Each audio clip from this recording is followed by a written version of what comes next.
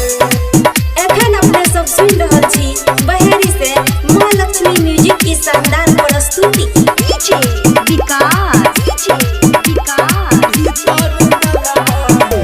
हे भौजी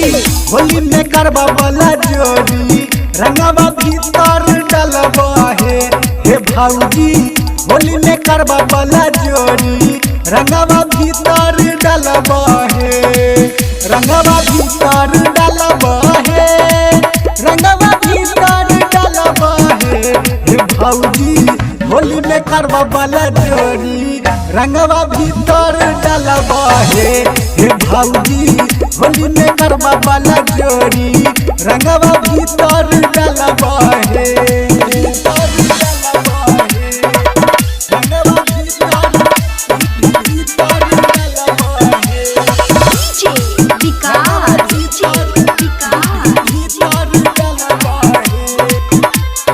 मटियाला सीतामढ़ी तोहर रंगबा गोरे गोरे गाल भौजी देखे में गजब के माली हे भौजी देखे में गजब के माल तोहर रंगबा गोरे गोरे गाल भौजी देखे में गजब के माली हे भौजी देखे में गजब के माल हे भौजी होली में करबा वाला जोड़ी रंगवा भीतर डलबा हे भौजी होली में करबा वाला जोड़ी रंगवा भीतर डलबा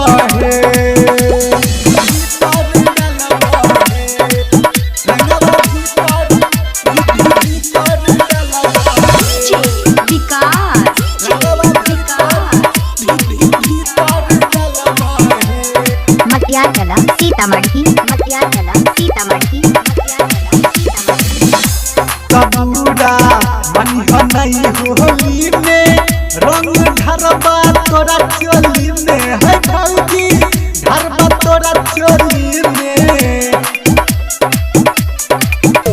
कबूरा मनिह नहीं होली में रंग ढरबा तोरा चोली में हे भौजी ढरबा तोरा चोली में तमु कैसे मुस्कान कटबला जोड़ी रंगवा भीतर डलबा हे भौजी होली में करबा वाला जोड़ी